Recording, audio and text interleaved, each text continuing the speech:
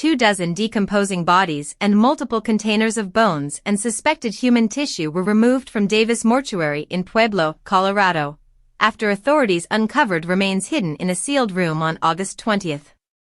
The mortuary, operated by Pueblo County Coroner Brian Cotter and his brother Chris, was suspended following the discovery. According to the Colorado Bureau of Investigation, the bodies and containers have been transferred to the El Paso County Coroner's Office for identification, a process expected to take months due to poor record keeping and the condition of the remains. Investigators executed search warrants at the brothers' homes as part of the ongoing criminal probe. Neither has been arrested, though both have retained legal counsel and are not considered flight risks. The CBI said more than 800 tips have been received from the public, with over 300 families completing a victim questionnaire. Authorities believe some families may have been given fake ashes, as Brian Cotter allegedly told inspectors that certain bodies had been in the hidden room for as long as 15 years. The suspension order issued by state regulators accused Davis Mortuary of willfully dishonest conduct and negligence in handling human remains.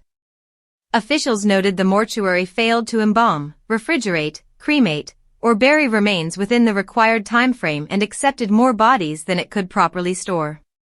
Despite growing calls from state leaders, including Governor Jared Polis, for Brian Cotter to resign, he remains Pueblo County's coroner. The case has drawn comparisons to recent scandals that exposed systemic failures in Colorado's funeral industry.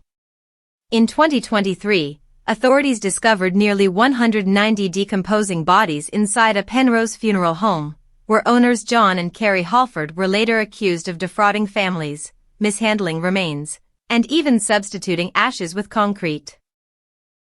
Earlier, funeral home operator Megan Hess and her mother, Shirley Koch, were sentenced to federal prison for illegally selling body parts without consent. Colorado has long had some of the weakest funeral home regulations in the country, with no licensing requirements until lawmakers tightened oversight in 2024 following these scandals. Now, mortuary science practitioners, funeral directors, embalmers, cremationists, and natural reductionists must be licensed. Still, the Pueblo case highlights persistent gaps in oversight, as regulators continue investigating whether families were defrauded and how many victims may be connected to Davis Mortuary's concealed room of remains.